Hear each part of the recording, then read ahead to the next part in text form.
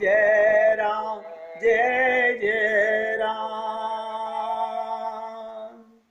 श्री राम जय राम, जय जय राम।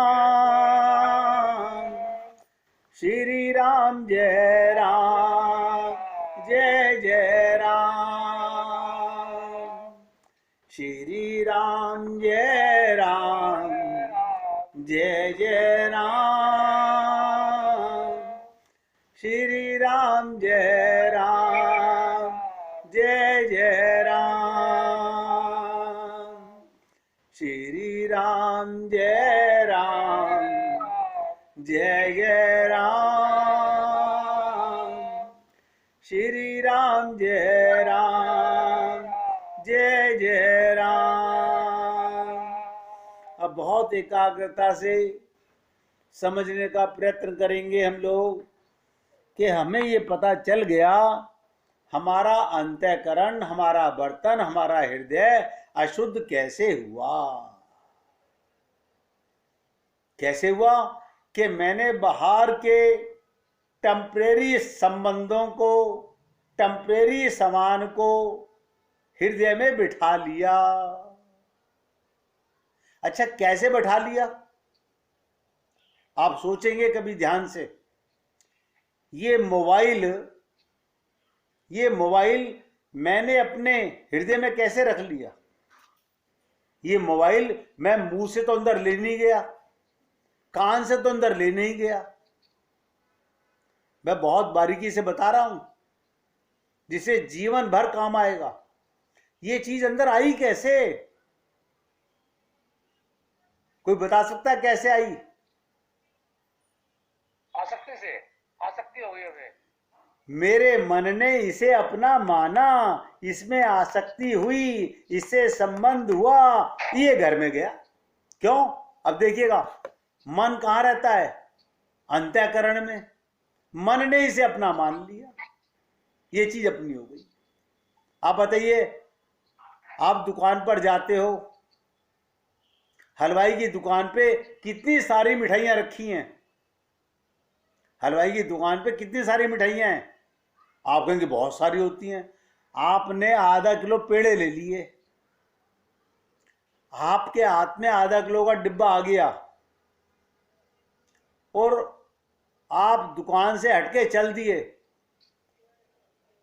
आपका किस में अपनापन हो गया? वो आधा किलो के डिब्बे में अपनापन हो गया। ये मेरे हैं। मन ने इसे अंदर जगह में दे दी। अब बहुत गहरी बात बताने जा रहा हूं इससे आगे। सीतारामाचार्य जी कहते हैं, मन तो माया का बेटा है। नोट करो, मन तो माया का बेटा है और वो तो माया की चीजों को अंदर लाएगा ही।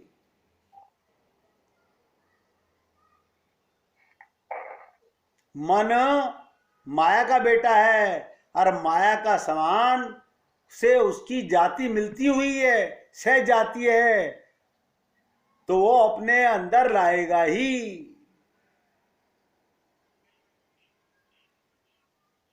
तो आपको मैंने एक श्लोक अनंत बार कहा होगा, मन एव मनुष्यानाम कारणम बंध मोक्ष हो। मन ही बंधन, मन ही मोक्ष का कारण है। ओ, मैं हाथ से अंदर नहीं ले गया, मैं आंख से अंदर नहीं ले गया, मैं कान से अंदर नहीं ले गया, फिर कैसे ले गया? मन से अंदर ले गया।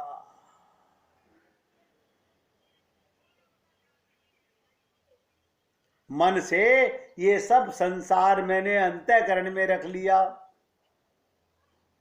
और भगवान अंतःकरण में थे, उन्हें मैंने बाहर मंदिर में बिठा दिया और मैं मंदिरों में जाके पूजा करने लगा, भगवान का आवाहन करने लगा, आइए प्रभु जी। अरे वो तो अंदर ही बैठे थे। ये त्रुटि जिस दिन हमें समझ आ जाएगी, मुझे नहीं पता, आप लोगों ने बड़े बड़े जगत गुरुओं का सत्संग सुना होगा, मैं तो छोटा सा सेवक, अपने आप को सबका दास मानता हूं, और मैं निवेदन कर रहा हूं, सोच के देखिएगा। मैं वेद पाठी हूं, मैं भागवत वक्ता हूं, मैं गीता पर चर्चा करता हूं, मैं रामायण का पाठ करता हूं, और अंतःकरण मेरा गंदा है। इनसे क्या होने वाला है? तो मन माया का बेटा था। मन संसार की चीजों को, संसार के संबंध को, माया के संबंधों को फटाफट अंदर रखने लगा। अब देखिएगा कैसे रखता है मन, वो भी आपको बता देता हूं। मन की बारीकी बारीकी बात बता रहा हूं। मैं बहुत बारीकी से नोट करता रहता हूं संसार में रोजाना लोगों को देखते हुए। एक लड़की के माँ बाप एक लड़का देखने गए,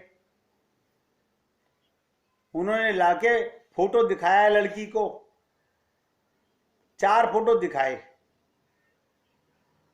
4 फोटो दिखाए, और क्या कहा, इन चारों लड़कों में मुझे ये लड़का, हमें तो अच्छा लगा मम्मी पापा को, और हम इससे तेरा रिश्ता करने जा रहे हैं। आप मुझे बताइए, अभी आपने लड़का देखा नहीं, वो फोटो देख के क्या कर लिया? अब उसने, लड़की ने अपने मन में रख लिया, अपने मन में रख लिया, और मन से कहां गया? अंतःकरण में गया। अब वो अभी सूतनी कपास लट्ठम लट्ठा हो रही है आपस में, अपनी सहेलियों को बता रही है, तुझे पता है मेरे मम्मी पापा ने मेरा रिश्ता पक्का कर दिया है।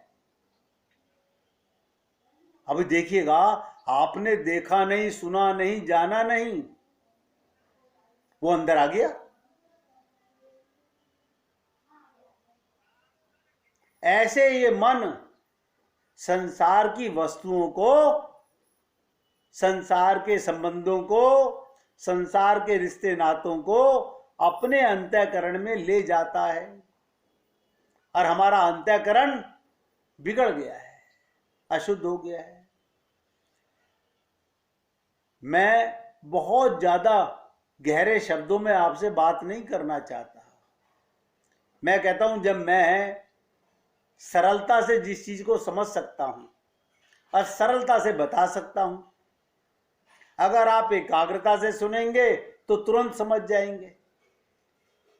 मूल समझ लीजिए, हमारा शरीर नहीं बिगड़ा हुआ, हमारी आंख नाक कान नहीं बिगड़े हुए, हमारा मन बिगड़ा हुआ है।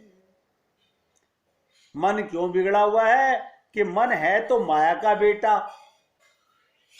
ये अंतःकरण में सब में अपनापन करके देखिएगा। आप 26 जनवरी देखने जाते हो, क्या सारे लोग आपके अंतःकरण में आ जाते हैं? नहीं आते। जिससे आपका रिश्ता मन ने मान लिया, वो अंदर आ गया। अब मूल चीज नोट कीजिएगा, मैंने कहा था, अगर आप लोगों को ये समझ आ गया है कि हम मन की मलिनता के कारण, मन की दुष्टता के कारण, मन की अज्ञानता के कारण हम सब ने ये त्रुटि की है, हम सबसे गलती हुई है। क्यों? क्योंकि मां के गर्भ में तो 3 पर्सनैलिटी थी बस। आज तक वो 3 ही पर्सनैलिटियां हैं जिन्होंने मां के गर्भ में भगवान को पा लिया। एक सुखदेव परमहंस, एक परीक्षित, और एक भक्त प्रहलाद। अब देखिएगा, ये 3 ही पर्सनैलिटी हुए हैं। बाकी सब ने तो बाहर आकर गंदे मन को ही शुद्ध किया है। कोई जगत गुरु मां के गर्भ से भगवत प्राप्ति करके नहीं आया। अपने गुरु के कृपा से ही वो ये जान सका कि मेरा अंतःकरण बिगड़ा हुआ है। अब मूल चीज समझ लीजिएगा, बीमारी का पता चल गया। बर्तन मैला कैसे है? कि हमने, मन ने गलती से बाहर का सामान अंदर रख लिया। तो हमें अंतःकरण शुद्ध कैसे होगा? मन का शुद्धिकरण कैसे हो, मन को कैसे समझाएं, इसी के लिए सत्संग होता है। कहा ना, मन एवं मनुष्यानाम कारणम बंध मोक्षो, मन ही बंधन और मन ही मोक्ष का कारण है। तो मन का शुद्ध कैसे करें? अब आप सोच के बताइएगा, आप गंदे बर्तन को गंदे पानी से धोते हैं या साफ पानी से धोते हैं?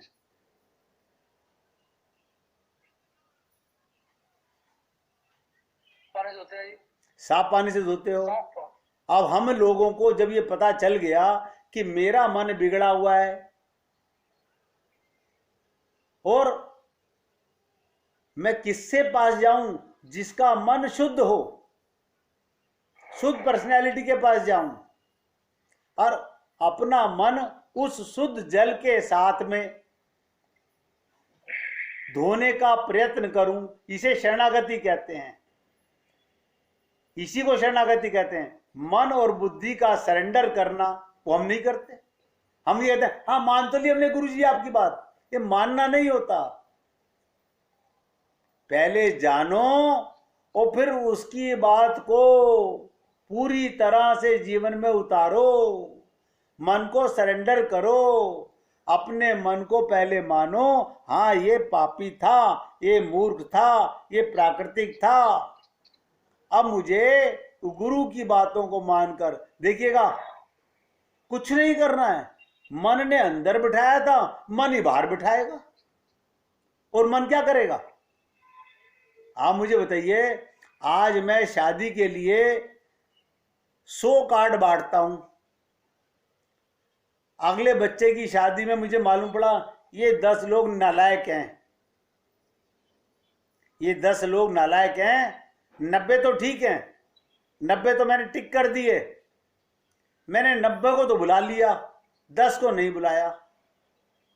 तो ये कहां गए? मन से आउट हो गए।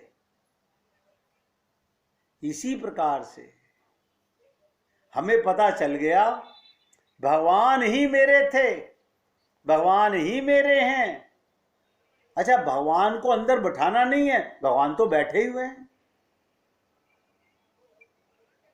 अंतःकरण के खाली होते ही, शरणागति होते ही आपका मन शुद्ध हो जाएगा। अब कोई भी आए, कोई रिश्तेदार आए, आपको कितना भी प्यार करे, आप कहेंगे अरे आइए ना मेरे प्रभु आइए, आप उसका अतिथि सत्कार करेंगे, उसके पांव भी दबाएंगे, उसके लिए बहुत अच्छा भोजन बनाएंगे। लेकिन ये नहीं कहेंगे मुझे ऐसा लग रहा है मैं कहीं इसकी ममता में, मैं कहीं इसके मोह में, कहीं मैं गल तो नहीं रहा हूं। इसका मतलब तेरा मन अभी किसी गुरु की शरणागति नहीं कर रहा है। आप सब अपने मन को देख लीजिए, आप सब अपने मन को देख लीजिए। जिनको आप अपना गुरु मानते हैं, आप उनकी बात को 100% मान करके अपने मन की मलिनता को धोने का प्रयत्न कर सकते हैं। लेकिन क्या कहते हैं, नहीं ये बात तो मैं नहीं मान रहा। नहीं मान रहे का क्या मतलब? कि मन अभी सरेंडर नहीं किया है। ये इतनी सी बात पर बात चली है, ये हमारे हाथ में है। तो हम जैसा चाहें बना सकते हैं, अच्छा बनाएं या बुरा बनाएं। ये बात मैं आपको बता देता हूं, अनंत जन्मों से हमने अंतःकरण गंदा किया हुआ है। हमारा चित्त इसी जन्म का नहीं, अनंत जन्मों से बिगड़ा हुआ है। मगर एक बात है, एक जन्म में मन बिगड़ा नहीं, लेकिन एक जन्म की बात नहीं कहता हूं, एक क्षण में शुद्ध हो सकता है।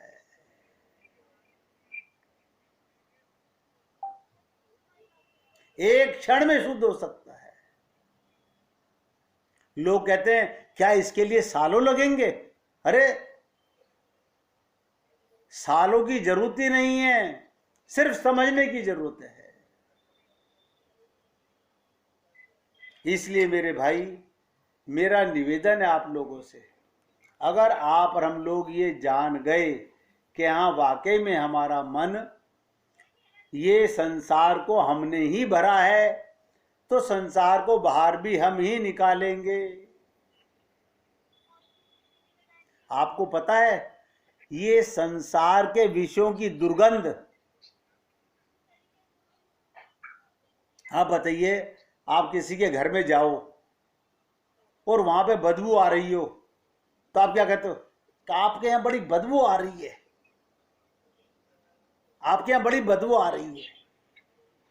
आपको अपने अंदर से बदबू नहीं आती कि मेरे अंतःकरण के अंदर ये संसार भरा हुआ है, अपवित्र चीजें भरी हुई हैं, दुर्गंध तो इनसे आनी चाहिए। हमें बार बार सोचना चाहिए। एक भक्त, ध्यान से सुनिएगा, राजा, एक भक्त राजा एक महात्मा की पर्णकुटी पर जाया करते थे। एक बार राजा ने महात्मा को अपने महलों में पधारने के लिए कहा। राजा ने कहा, गुरुजी आप भी मेरे महल में आइए एक दिन। पर महात्मा ने राजा को एक कहकर टाल दिया, मुझे तुम्हारे महलों में बड़ी दुर्गंध आती है, इसलिए मैं नहीं आ सकता। राजा को बड़ा आश्चर्य हुआ, मन ही मन सोचा जो हम नहीं सोचते कि महलों में तो इत्र फुलैल छिड़का हुआ है, वहां दुर्गंध का क्या काम। महात्मा जी कैसे कहते हैं पता नहीं। राजा ने संकोच से फिर कुछ नहीं कहा। एक दिन महात्मा, ध्यान दो, एक दिन महात्मा राजा को साथ लेकर घूमने निकले। घूमते घूमते दोनों चमारों की बस्ती में पहुंच गए। चमारों की बस्ती में पहुंच गए और वहां एक पीपल के वृक्ष की छांव में खड़े हो गए। चमारों के घरों में कहीं चमड़ा कमाया जा रहा था, कहीं चमड़ा सूख रहा था, कहीं ताजा चमड़ा तैयार किया जा रहा था। हर घर में चमड़ा था और उससे बड़ी दुर्गंध आ रही थी और हवा भी इधर ही से जा रही थी। यानी समझिए दुर्गंध के मारे राजा की नाक फट रही थी। राजा ने महात्मा से कहा कि भगवान दुर्गंध के मारे खड़ा नहीं किया होता जा रहा, जल्दी चलिए, ये चमारों के मोहल्ले में खड़ा नहीं हुआ जा रहा, बहुत गंदी बदबू आ रही है। महात्मा बोले, तुम्ही को दुर्गंध आती है, तुम्ही को दुर्गंध आती है, देखो चमारों की घरों की ओर, कितने पुरुष, कितनी स्त्रियां, कितने बाल बच्चे इन्हीं घरों में रहते हैं, सब काम कर रहे हैं, कोई खा पी रहा है, इन्हीं घरों में खाना बन रहा है, इन्हीं में रात को सो जाते हैं, सब खेल रहे हैं, इनको तो दुर्गंध नहीं आ रही, फिर तुम्हें क्यों आनी चाहिए, तुम्हें क्यों दुर्गंध आने लगी। राजा ने कहा, गुरुदेव चमड़ा कमाते कमाते, ध्यान से सुनना मेरे शब्दों को, चमड़ा कमाते कमाते, चमड़े में रहते रहते इनका अभ्यास हो गया है, इनकी नाक इस दुर्गंध को दुर्गंध नहीं मानती, इन्हें चमड़े की दुर्गंध नहीं आती, पर मैं तो इसका अभ्यासी नहीं हूं, जल्दी चलिए, अब एक क्षण नहीं रह सकता। यहीं पर कहानी का निचोड़ है, जो मैं सबका ध्यान अपने सहित खींचना चाहता हूं। महात्मा हंसकर बोले, राजन यही हाल तुम्हारे राजमहल का है, वहां विषय भोगों में रहते रहते, असरफियां जमा करते करते, नोटों के बंडल जमा करते करते, बड़ी असरफी घोड़े जमा करते हुए, नौकर चाकर रानियों बच्चों का लश्कर इकट्ठा करते हुए, तुम्हें उनमें दुर्गंध नहीं आती, और आप लोगों को हाथ जोड़कर निवेदन कर रहा हूं, हम सबको अपने अंतःकरण में ये कभी दुर्गंध नहीं आती कि कैसे सारा संसार मेरे भगवान के घर में बिठा लिया, अपने अंतःकरण में बिठा लिया। अभ्यास हो गया। और राजा से क्या कहते हैं महात्मा, पर मुझको तो तुम्हारे राजमहल में विषय देखते ही क्या कहा सुनो, उल्टी सी आने लगती है, इसलिए मैं तुम्हारे राजमहल में नहीं जाता।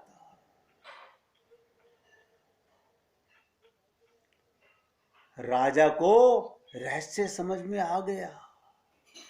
महात्मा हंसकर राजा को साथ लिए वहां से चला गया। मेरे भाई, ये कथा मैं आप लोगों को क्यों सुना रहा हूं? अपने अंतःकरण की, सब अपने परिवार की खुशबू, अपने मकान की खुशबू, अपने पन की बदबू भी हमें खुशबू ही नजर आती है। इसलिए कि हमने लगन इनसे लगा रखी है। यही अज्ञानता की निशानी है। लोग आप सत्संग तो सुनते हैं, जब अमल में लाने की बात होती है, नहीं ऐसा थोड़ी होता है, अपना तो अपना ही होता है। अरे तो मैंने कब कहा अपना अपना नहीं होता है? मैं भी तो यही कह रहा हूं तुम्हारे शब्दों को। मैं तो यही बता रहा हूं अपना कौन है और अपना कौन नहीं है। बस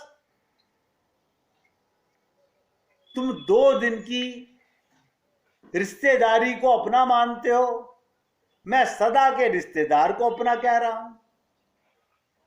आप मुझे बताइए, मैं अपने को अपना कब नहीं कह रहा? मैं भी तो परमात्मा को अपना कह रहा हूं, तुम संसार को अपना कह रहे हो।